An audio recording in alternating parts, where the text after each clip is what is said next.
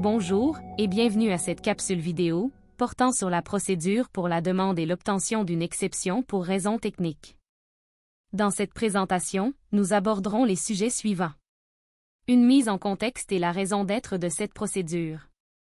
Les étapes à suivre pour soumettre une demande, ainsi que la mise à jour d'une demande existante.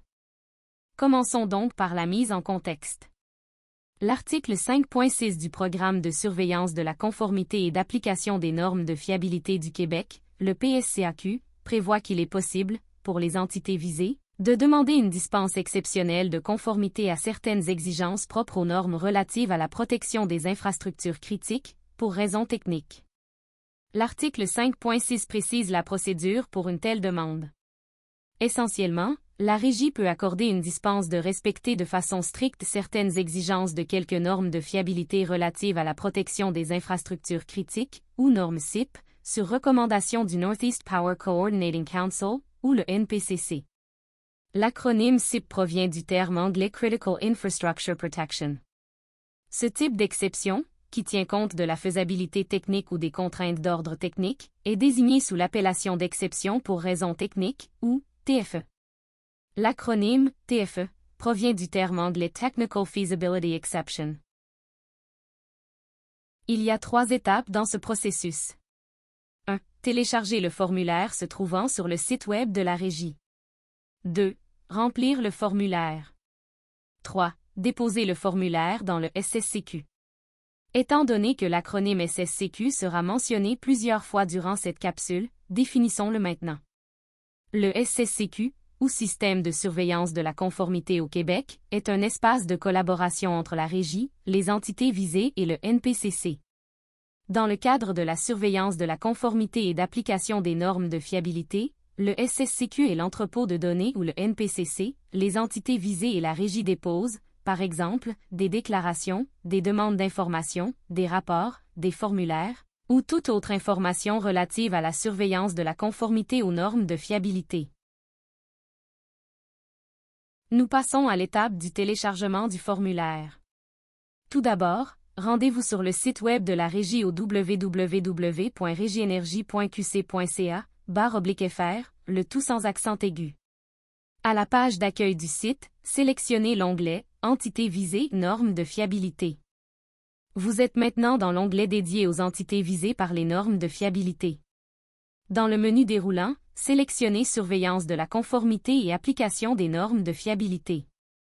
Choisir l'hyperlien formulaire dans le sous-menu déroulant qui s'affiche. Vous voici à la page des formulaires utilisés dans la surveillance de la conformité aux normes. Le premier formulaire est celui pour la demande d'exception pour raisons techniques. Vous remarquerez que sous cet hyperlien, il y a une liste à jour des exigences de normes CIP pour lesquelles vous pouvez faire une demande d'exception. Seules ces normes et exigences sont visées par la demande d'exception pour raisons techniques. Pour télécharger le formulaire, cliquez sur l'hyperlien formulaire pour la demande d'exception pour raisons techniques, TFE. Voici un aperçu des pages du formulaire. Avant d'expliquer comment remplir le formulaire, il est important de noter les éléments suivants. Chacune des exigences de la norme CIP, pour laquelle vous demandez une exception, requiert un formulaire différent. Vous ne pouvez donc pas inclure l'ensemble des exigences d'une norme CIP, visées dans un même formulaire. Cependant, le formulaire peut contenir un seul ou plusieurs équipements auxquels s'applique l'exigence de la norme CIP pour laquelle vous demandez une exception. Lorsque l'entité visée demande une TFE pour des dizaines ou même centaines d'équipements, il est possible de fournir tous ces équipements dans un document à part, distinct du formulaire de TFE. Nous allons voir à la prochaine diapositive le document habituellement utilisé.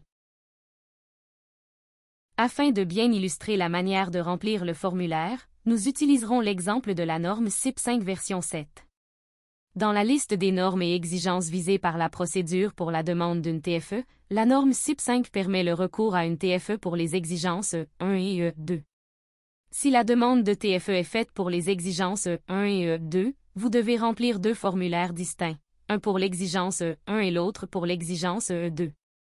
Si le recours à une TFE est demandé pour plusieurs alinéas d'une même exigence, ce n'est pas nécessaire de remplir un formulaire par alinéa de l'exigence de la norme. En cas de doute, vous pouvez contacter soit la Régie ou le NPCC. Les adresses à utiliser à cette fin seront fournies plus tard dans cette présentation. Maintenant, complétons le formulaire. À la page 1. Indiquez s'il s'agit d'une première demande ou non. Si la réponse est non, il s'agit donc d'une mise à jour, et il faut indiquer la toute première date à laquelle la demande initiale de TFE a été faite. Si la réponse est oui, inscrire la mention SO pour sans objet. L'exemple affiché est pour une toute première demande. Veuillez noter que les renseignements fournis dans les espaces surlignés en jaune sont à titre d'information seulement. Inscrire le nom complet de votre entité ainsi que son numéro d'identification à la régie, le NIR. Fournir les coordonnées de la personne de votre organisation avec qui le NPCC communiquera lors de l'évaluation de votre demande. Plus précisément, le nom complet, l'adresse courriel et le numéro de téléphone. Indiquez ici l'unique exigence et la norme pour laquelle vous demandez une exception. Indiquez le ou les alinéas applicables, le cas échéant. Passons à la page 2. En haut de la page, dans le tableau, inscrire le nombre d'actifs électroniques couverts, dans ce cas fictif 78, et ensuite compléter le tableau en fournissant l'information pour chaque colonne, une ligne pour chaque équipement. Comme mentionné précédemment, si vous avez un nombre élevé d'équipements, vous pouvez utiliser un chiffrier Excel dans lequel vous reproduisez toutes les colonnes de ce tableau. Après le nombre d'actifs électroniques couverts, indiquez, entre parenthèses, la référence au chiffrier Excel. Ensuite, indiquez quelle est la raison pour laquelle vous faites cette demande d'exception en utilisant une des raisons énumérées dans la note de bas de page numéro 2. Veuillez fournir une brève réponse aux 3 premières questions et répondre par oui ou non aux 3 suivantes. Au cas où la TFE reste à durée indéterminée, fournir une explication quant à cette situation. Passons maintenant à la page 3. Finalement, la personne autorisée à signer et dater le formulaire doit fournir son nom complet, le titre du poste qu'il ou elle occupe et l'acronyme à 3 lettres de l'entité visée, comme montré à l'écran. Par la suite, cette personne doit signer et dater le formulaire. Il est possible d'ajouter des commentaires à même le formulaire. Comme nous le verrons plus loin, cet espace pourrait être utilisé lors de la mise à jour du formulaire pour mentionner les ajouts et retraits d'équipements. Afin de finaliser le formulaire, veuillez inclure les informations suivantes dans le nom de votre fichier et dans le nom du fichier Excel correspondant, le cas échéant. Numéro de la norme et de l'exigence, la date de la demande ainsi que toute autre information que vous jugez utile pour identifier votre demande. Maintenant que le formulaire est complété, il faut le déposer dans le SSCQ. Comme nous ne décrirons que les principales étapes, veuillez consulter le guide de l'utilisateur du SSCQ pour plus de détails. Vous devez vous connecter sur le SSCQ et vous rendre à la page d'accueil de votre entité. Vous devez créer un mandat du type « Exception pour raison technique » pour chaque demande, liée à une seule exigence par norme. Dans le nom du mandat, veuillez inclure au minimum les informations suivantes. Numéro de la norme et, le cas échéant, de l'exigence. Date de la demande initiale. Une fois le mandat créé et publié, déposez le formulaire et le fichier Excel, le cas échéant, dans la zone Documents. À partir d'ici, le NPCC prend le relais. Votre demande sera évaluée et une réponse vous sera transmise dans les plus brefs délais.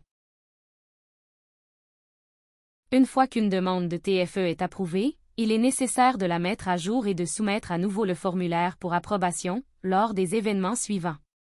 Un des équipements dans la liste du formulaire est maintenant conforme à l'exigence de la norme CIP, il faut alors le retirer de la liste. Un équipement n'est plus en service et a été retiré du réseau, pour un remplacement ou sans être remplacé, il faut alors le retirer de la liste. Un nouvel équipement est ajouté, en tant que simple ajout ou en remplacement d'un autre, et il pourrait faire l'objet d'une TFE, il faut alors l'ajouter à la liste. Dans tous les cas mentionnés précédemment, vous devez ajouter ou retirer les équipements appropriés dans le formulaire de TFE et, le cas échéant, dans le chiffrier Excel. Expliquez brièvement ces ajouts et retraits soit dans le formulaire, soit dans le chiffrier Excel. Une fois les modifications terminées, ajoutez au nom du fichier, au minimum, la date de modification. Déposez le fichier de TFE mis à jour dans le même mandat que la demande initiale. Ainsi, il sera plus facile de suivre l'historique des demandes dans le cadre d'une TFE, pour chaque exigence spécifique d'une norme CIP donnée. Notre vidéo tire désormais à sa fin. Voici les points importants qu'il faut retenir de cette capsule. Il est possible de soumettre une demande d'exception pour raisons techniques à certaines exigences de normes CIP. La liste à jour des exigences faisant l'objet d'une exception pour raisons techniques est affichée sur le site web de la Régie. Il faut compléter et soumettre un formulaire TFE, par exigence, et ce formulaire peut couvrir plusieurs équipements.